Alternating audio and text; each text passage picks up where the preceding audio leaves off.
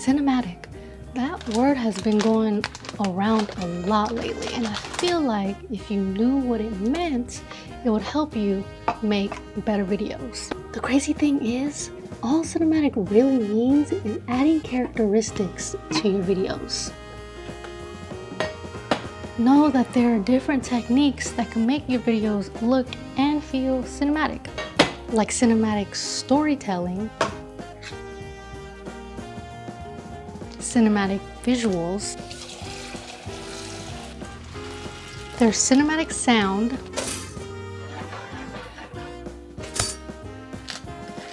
and cinematic experience.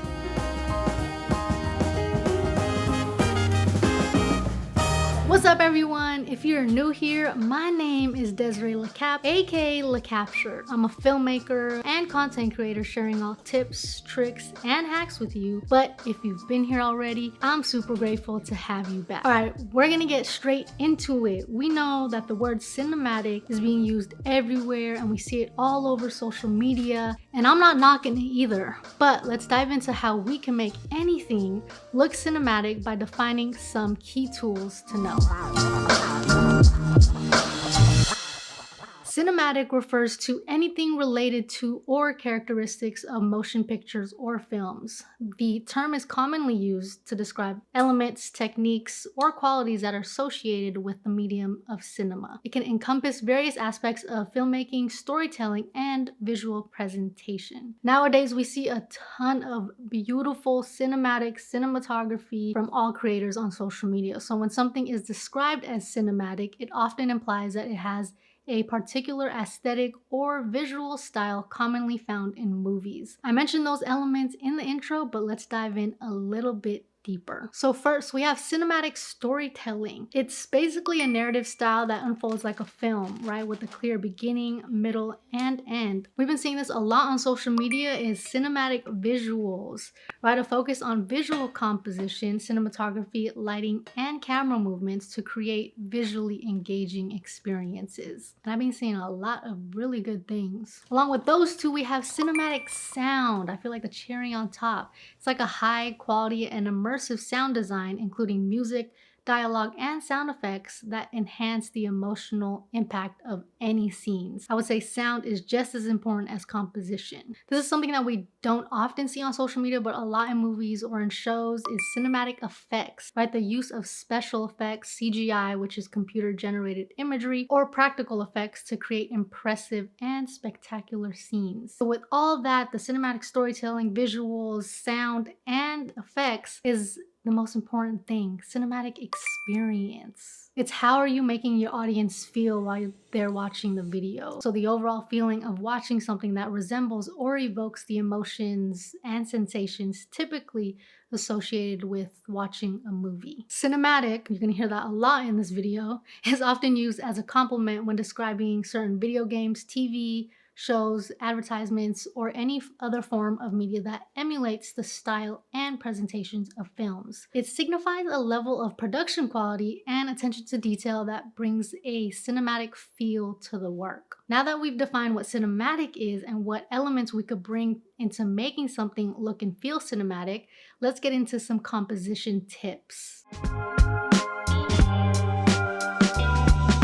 I mentioned some of these before, but overall, practice makes perfect, and just do it. So when you're framing your shot, keep the rule of thirds in mind. Imagine a 3x3 grid overlay on your frame, dividing it into 9 equal parts. Position key elements along the grid lines or their intersections to create a balanced and visually pleasing composition. For example, when you're framing a subject, they usually sit in the center because that's where our eye tends to rest. On the other hand, for interviews, usually you want to have your subject placed like this, especially if they're intentionally talking to someone who's asking the questions. This essentially creates look space. If the subject is looking out of the frame and not directly towards the camera, then it's better to have more space in the direction in which they are looking rather than behind them, or then it becomes and feels awkward to the audience. Next up, use leading lines. Feel like a parrot because I repeated this, but leading lines is a compositional technique of using natural or man-made lines in your frame in such a way that it guides your viewer's attention towards your subject. So they could be seen literally anywhere, no matter where you are. So to better understand, start with path borders like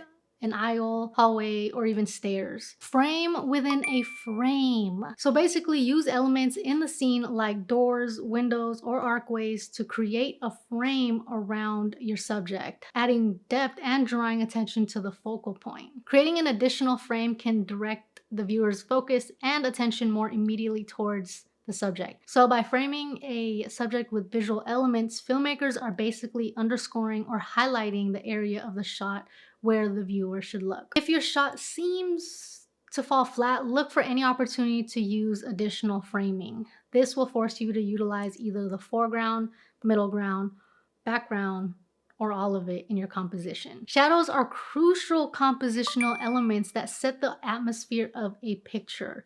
They create depth, dimension, and even subject matter in your shot. With the use of shadows, the outlines stand out more, right? Leading the viewer's eyes to the subject. Ideally, you should choose a sunny day with hard light conditions to have great results. Aside from filming, right, there's post-production. So edit with a purpose.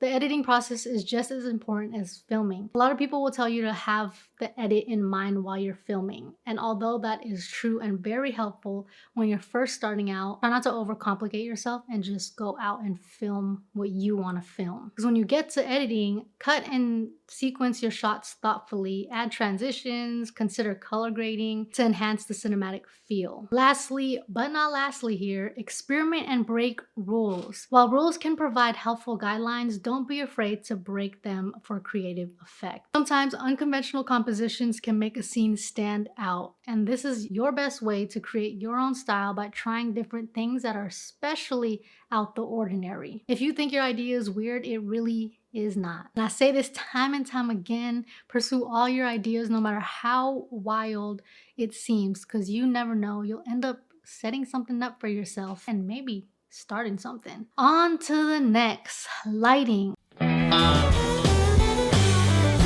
Lighting is a crucial aspect of any visual medium, whether it's photography, videography, or even setting the ambiance in a room, and can help make your shot look and feel cinematic. I understand that not everyone may have access to any lighting gear, so the best thing to do is start with natural light. Begin by practicing with natural light, which is beautiful sunshine that we get outside, as it is readily available and free. So the best way to do that is observe how light changes throughout the day and in different weather conditions. This will help you understand how light angles and intensities affects your subject. A lot of what I film, especially when I'm not filming inside, is indeed the natural beautiful sunlight, while using pretty affordable gear like an ND filter for my lenses, which is like sunglasses for my lenses, or a diffuser or a reflector that can help control lighting a bit more. But overall, especially if you're just getting started, try not to think too much about lighting and just start filming anything